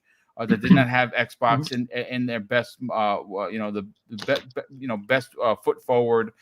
Seeing that, these numbers are coming in and Xbox seems to be leading. Some people are going to say, well, boom, if there were more PS5s, they would sell more. Would they, though? I don't necessarily know. But regardless of the fact, that's only speculation. What we can do is go based on actual numbers. And the actual numbers is that Microsoft is leading the conversation. What are your thoughts on that? I think Boxenberger, made some good points there, is that we don't know the exact reasons why there's suddenly a peak in Xbox sales. And, we could go into hundreds of reasons, and that's not really helpful. I think what you have to look at is Xbox consequentially know that they can't afford to fall behind Sony and its PlayStation in terms of the US install base, which, regardless of the previous generations, you have to look back at the numbers and you'll see that it was, regardless of the software or whether you thought that Xbox didn't perform well, the install base was very closely contested, and commercially, the US, or North America, as you put it, is the most important territory. When it comes to AMD, everyone, it seems, has a close relationship with a Taiwan manufacturer. While it's indigenous and non-indigenous people and technology serve a purpose to all corporations around the world. When they don't, let's see who stands by them. So, at the end of the day, as you say, Boom, look, we're not privy to contracts, supply conditions, parameters, and/or pricing. We don't know. What we don't know is that silicon and the various components, as Boxenberger puts it, are all still in sort of relatively high demand, and especially the devices which empower which these components do empower, such as the PS5 and the Series X. And I don't see either company's hardware sales, and I include Nintendo, letting up just yet. Demand is just, still remarkably very high, and it's all because of we live in a technologically advancing civilization, and the population is growing rapidly, and silicon just can't keep up. I think that's what Boxenberger was saying. I'm sorry if I've got that wrong, Boxenberger, but no, spot on. Also, from what I gather, and Sony are having a much harder time keeping several other territories outside of North America happy. And you only have to look at Asia, where Xbox is being outsold 8-1, even close 10-1. And I think that you cannot just look at one quarter. And what I mean by that is that once supply catches up with demand, only then might we really start to notice and begin to gauge which system has the legs, the stamina, and the true demand, right? Because it has to be sustained over a period of time. And then we'll be having, conversations about, look, guys, now it's been another year, who's likely to reach the 25 million and then the 50 million install base the quickest, right? And a lot of this might be determined, right, regardless of supply, right, and what's happening in Asia and so on and so forth and other parts of the world. A lot of this might be determined by consistency in terms of regularity, timing, quality, and appealing software and services. And in that instance, and in that space, we can categorically say Xbox has planned out this generation far better than they have done previously. Because when an argument can be made, a very strong argument can be made that releasing a hardware system in previous generations by Xbox, they've been an absent landlord in terms of supplying updated games and so on and so forth. And we're still waiting for that Banjo, right? Anyway. Please, somebody do a Banjo game, but it's going to come from Toys for Bob, but yeah, I'll have to wait for that, unfortunately. But just to wrap up, sorry, Boom, Xbox and Sony and even Nintendo, in terms of whatever they're going to do next, have a lot of work to do. We know major games which hold huge future promise are on their way and on the horizon. So I'm not going to concern myself with one purported decent quarter. Xbox and Sony need 24 of them, right? The next 6 years, right? Including the previous year that's gone by. And this summer's 2022 digital presentation, or whatever it's going to be, if there's actually going to be any, I have no idea what's going on, will definitely shed some light on what future promise is on the horizon from all three companies. These in themselves, in terms of the presentations, will somewhat dictate hardware sales, forecasts going forward, and I'm sure Benji sales and others will be all over it, tragically so.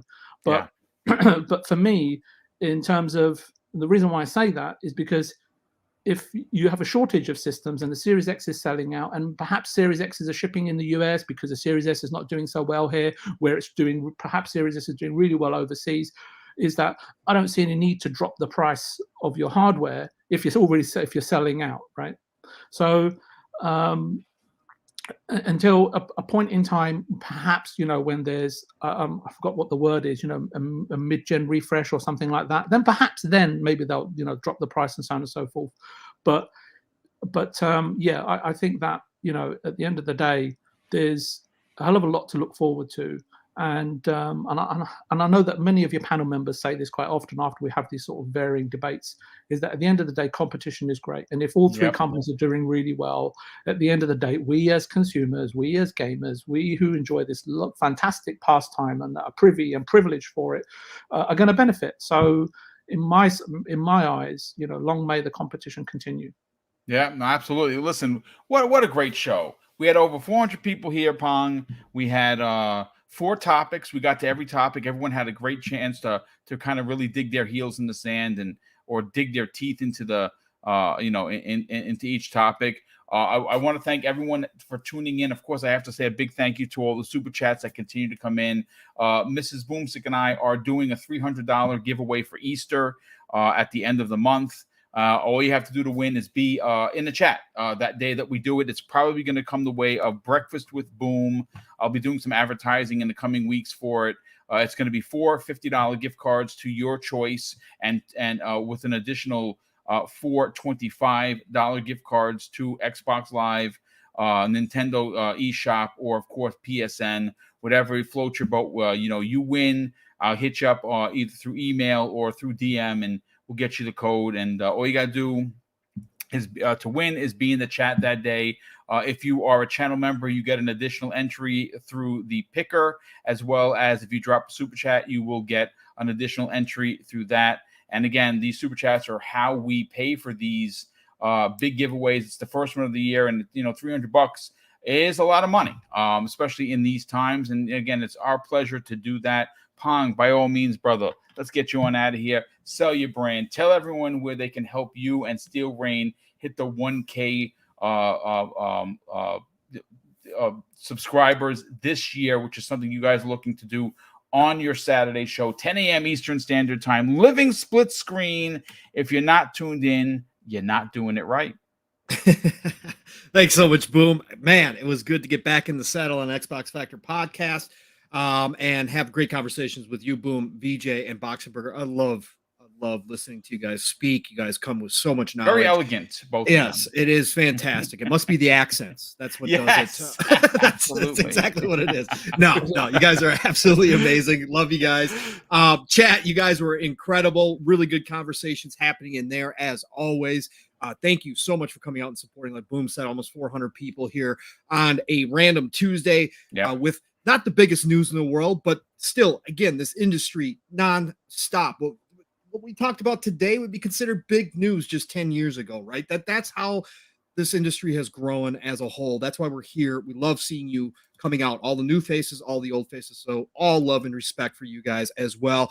Look, find me on Xbox, on Twitter, at PongSoul. You guys know the drill. I'll follow you back. I'm approaching 2,500 on Twitter as a personal milestone, which is just incredible to think. I never thought when I jumped in this community 2 years ago that this is where I'd be, but I appreciate every one of you. Otherwise, you can find me this week, Thursday, PM in the PM. We'll be back, God willing, real life willing. Pong and Mav in the PM over on Fun Speculations channel. Please check us out. Mav and I have a great time on Thursday nights, deep diving 1, 2, maybe 3 topics. That's at 7 p.m. Eastern, 6 o'clock Central Time. Back over on Fun Speculations channel for Friday night, Xbox Ultimate, the Great 8, however many of us can show up. We had Mr. Joanna Dark on last week. It was just a fantastic show, along with Xbox Obi, another great member of this community. So just check us out Friday nights, 9 p.m. Eastern, 8 o'clock Central Time. Again, all things Xbox over there as well. Saturday mornings, like Boom just talked about, living split screen, all one word. My brother from another, Steel Rain, and I, we wake up Saturday morning. We get hyped. We get excited. We come in with energy. Even if you don't have it, listen to our show. And look, If you wake up later in the day, that's cool too, because we're probably still going to be on. Last week was 4.5 hours, right? People say that's too long. You can't do podcasts for that long. We don't care how long you watch for. Jump in, have a good time with us. We get the chat involved. Look, it's just a fantastic show. Steele and I are passionate about everything going on, whether it's a community, whether it's the industry, whether it's business, whether it's about the games themselves, whatever. We talk about it. Join us Saturday mornings, Living Split Screen, 10 a.m. Eastern, 9 o'clock Central Time, live, raw, and uncut, like my brother Steele always says. Be there, tell a friend, come on, show up. You're going to have a great time, I promise. And then otherwise, Saturday nights, I am back at it with the Shop Podcast on PTK Blam's channel. PTK Blam, Fuzzy Belvedere, and myself. Look, we usually have a guest. We had the amazing friend of this show, Kay Asante, on last week. He's just such a good dude. I love podcasting with him. We had a great conversation. We just have fun on the Shop Podcast. Pure and simple. It's a great show. Way to end your Saturday night, no matter what you're doing. Otherwise, it is the golden age of gaming, people. You're starting to hear more and more people use that phrase. Golden age is here. Get out there and enjoy some gaming, no matter what it is. Don't let anybody steal that excitement, that hype for what you got going on, ever. All right? Play what you love what you play. I'm going to talk to you all real soon. Thank you, brother. Definitely appreciate that. Boxing Burgers, please sell your brand. Tell them about your show coming up this Thursday. And also about your incredible YouTube channel, and where could people reach out to you and strike up a conversation on social media? Yeah, man, I really need Pong to promote my channel because I can't do it the same way with the same energy. But I do my best, not just here, but of course also on my channel. Like you said, I have this YouTube channel over there. You can find it on the Boxenberger everywhere. YouTube, Twitter, Xbox Live, PlayStation, everywhere. It's Boxenberger. And yeah, I do have my podcast coming up this week, The World of Gaming, on Thursday at 2 p.m. Eastern, 7 p.m. UK time, and 8 p.m. Central Europe. Yeah, I do have kind of a different format than these shows here, with a big panel and lots of opinions. I always have just one guest, and this week it's gonna be Randall Thor joining me for the podcast. Guest, gonna be absolutely, can't wait to talk to him and pick his brain about a couple of awesome things. Not just the daily news, but we will also talk about some other Xbox related things, of course. It's going to be a lot of fun. And otherwise, I'm always working on videos for my channel. I'm actually currently working on one. I think I have never done so much research for a video, and that's why I'm a little bit behind my schedule. But I want to get this right because it's an exciting one, and it is hopefully an educational one for some people. So yeah, that's hopefully dropping by the end of this week. Otherwise, I want to say a big thank you, of course, to Pong. It's always a pleasure to talk to you. VJ, love your opinions. And Boom, thanks for having me. Can't wait for next week. Yeah, thank you for being here, brother. And last and no way least, VJ, tell everyone about where they can find you on other podcasts, and where can people reach out to you on social media should they want to strike up a conversation. As I've been saying for a few weeks now, is that I don't make content and I don't frequent on Twitter very much. So I would recommend the chat to follow these great content creators that are on the panel with me today. And I just want to apologize to the panel and the listeners, because for the second week, or the second time running in 3 weeks, my voice seems to be You need more tea, brother. You gotta have some more tea in the morning. Add some lemon to it, brother. It should work. Yeah, there was KK Days, I hope I pronounced that right, and his recommendation of honey, lemon, and warm water. So I'm on it as soon as Boom gives me permission to leave the show. And, you're good to go whenever you want, brother. But yeah, listen, again, VJ, we love having you here. We love your hot takes. They're very elegant. They're very well explained, and we love having you a part of this panel. So thank you for being here. And of course, before we get out of here, I got to do some self-promoting. Tomorrow, folks, this is a busy week for Boom. Normally, I like to have a day off to kind of play games, kind of maybe just stretch out the bones a bit. Well, tomorrow at 1 p.m. Eastern Standard Time, and this comes courtesy of Mrs. BoomStick. She has been an advocate for the community spotlight to come back, and I'm bringing it back thanks to her. Tomorrow is the first one of the year We're only doing it once per month because I can't stream 5 days a week. It's just too much. But tomorrow at 1 p.m. Eastern Standard Time, the community spotlight is coming back in the form of Double Barrel Gaming Presents. And I'm going to be sitting down with the Grumpy Gamers podcast from the UK. It's 4 panel members. We're going to be talking about 2 very specific topics that I wrote for the show. And of course, we're going to get to know them. And I'm going to be doing this once a month to try to take what I have grown in this community and lift up other podcasts that may or may not have an audience, or trying to build an audience. And besides having people that have never podcasted before on the show, I'm going to try and reach out to smaller podcast content creators and do these. Hey, listen, go check them out. The Grumpy Gamers podcast is the first one of 2022. Again, it's going to be done once a month because I just can't stream 5 days a week. It's literally too much. And then, of course, Thursday, I'm going to be sitting down with Gaz. And yes, he is bringing the hashtag sauce with him from Game On Daily on this week's new episode of X Vlog Live. That is my one-on-one show that I do. And of course, I've had Jeff Grubb on, I've had Randall Thor, I've had Jez Corden, I had King David a couple of weeks ago. I've also had Miles Dompierre. I have a few after Gaz. We also have Asa joining us in a couple of weeks, as well as the following week will be Ains from Game On Daily. I always forget. Seasoned Gaming. Seasoned Gaming. Thank you for the love of Joe. What a terrible host I am. So yeah, Ains is going to be joining me next Thursday from Seasoned Gaming. And obviously we all love what he does over there. And on Friday morning, folks, we'll be having Back to Breakfast with Boom, 10 a.m. Eastern Standard Time. And we'll be talking about the Tomb Raider announcement using Unreal Engine 5. And folks, I'm sorry to say I'm going to be poking at this bear. I think the next Tomb Raider is going to be an Xbox exclusive, but I'll break down on Friday why I believe that is. We'll see. We'll see if that comes to fruition. I think Crystal D is going to be first party, if not already first party. But listen, thank you so much for being here.